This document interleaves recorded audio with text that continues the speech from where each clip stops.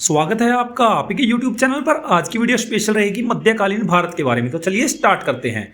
भारत पर अरबों का आक्रमण। देखिए, भारत पर अरबों के आक्रमण की बात करें, मोहम्मद बिन कासिम के नेतृत्व में अरबों ने भारत पर पहला सफल आक्रमण किया। देखिए, यहाँ पर क्वेश्चन बनता है, भारत पर पहला सफल आक्रमण किसके काल में होता है? मोहम्मद बिन कासिम के।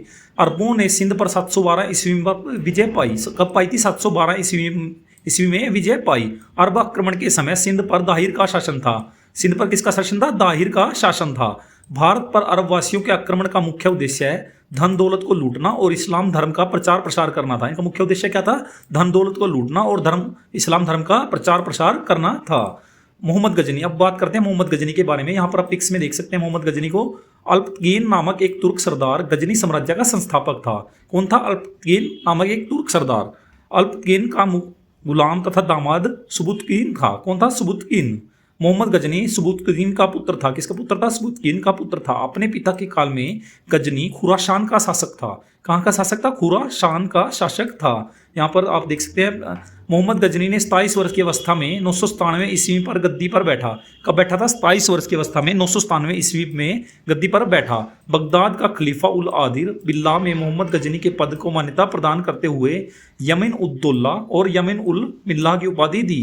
मोहम्मद गजनी ने भारत पर 17 बार आक्रमण किया। कितनी बार आक्रमण किया मोहम्मद गजनी में भारत पर? 17 बार। देखिए, ये बहुत बार क्वेश्चन पूछा जा चुका है, एसएससी में तो बहुत बार क्वेश्चन आ चुका है। मोहम्मद गजनी ने भारत पर कितनी बार आक्रमण किया है? तो 17 बार आक्रमण किया है।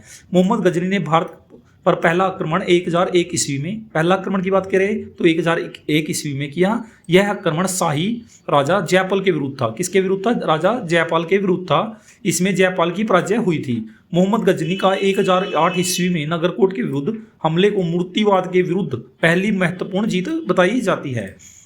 मोहम्मद गजनी ने थानेसर के चक्कर स्वामीन की कांस्य निर्मित आदमकद प्रतिमा को गजनी भेजकर रंगभूमि में रखवाया। देखिए, यहाँ पर बहुत फेमस था ये थानेसर के चक्कर स्वामी की कांस्य निर्मित आकर्मक प्रतिमा को गजनी में भेजकर रंगभूमि में रखवाया। मोहम्मद गजनी का सबसे चर्चित आक्रमण 1024 ईस्वी में सोमनाथ मंदिर सौराष्ट्र पर हुआ। देखिए, सोमनाथ मंदिर पर आक्रमण कब किया था? 1024 ईस्वी पर। इस मंदिर की लूट में उसे करीब 20 लाख दिनार की संपत्ति हाथ लगी। सोमनाथ की रक्षा में सहायता करने के कारण अनिहलवाड़ा के शासक पर मोहम्मद ने आक्रमण किया।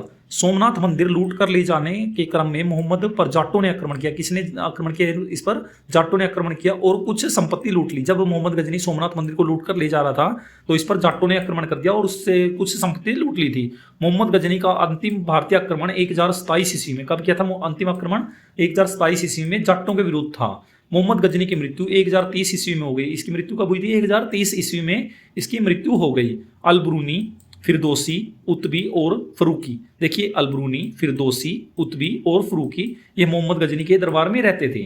आगे बात करते हैं मोहम्मद गोरी। देखिए, मोहम्मद गोरी के बारे में बात करें, यहाँ पर आप पिक्स में देख सकते हैं मोहम्मद गोरी को। गौर मोहम्मद गजनी के अधीन एक छोटा सा राज्य था। 1173 ईस्वी में शहाबुद्दीन मोहम्मद का शासक बना।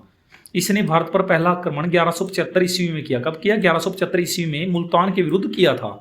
मोहम्मद गोरी का दूसरा आक्रमण 1178 ईस्वी में पाटन गुजरात पर हुआ। कहाँ पर हुआ?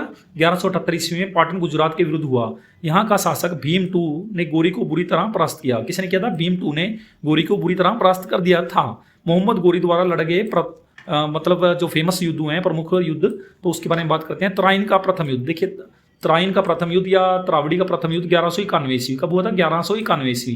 ये किस किस के बीच हुआ था? गोरी और पृथ्वीराज चौहान के बीच। पृथ्वीराज चौहान थर्ड, ठीक है, इनके बीच हुआ था। तो इसमें फर्स्ट युद्ध में पृथ्वीराज चौहान की विजय हुई थी। अगर द्वितीय युद्ध की बात की जाए, तराइन का द्वितीय युद्ध ये हुआ था 1192 ईस्वी में, उससे ही नेक्स्ट ईयर।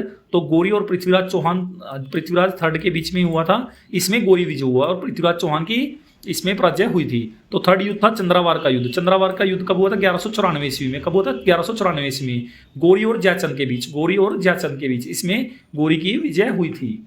आगे बात करते हैं। मोहम्मद गोरी भारत के विजित प्रदेशों पर शासक का भार अपने गुलाम सेनापतियों को सौंपते हुए गजनी लौट गया। मोहम्मद गोरी की हत्या 15 मार्च 1206 ईस्वी को कर दी गई। इसकी हत्या कब की गई थी? 15 मार्च 1206 ईस्वी को कर दी गई। तो दोस्तों, ये थी आपके लिए इंपॉर्टेंट क्लास। तो कैसी लगी आपको क्लास? Thanks for watching.